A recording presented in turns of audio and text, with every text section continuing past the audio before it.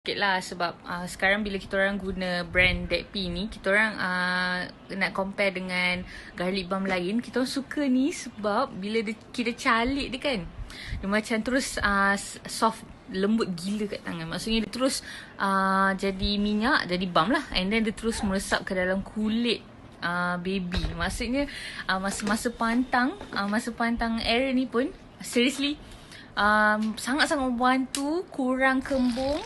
And bila dia selsema ke atau bila dia macam batuk ke, it really helps these two kids. Ini budak kecil.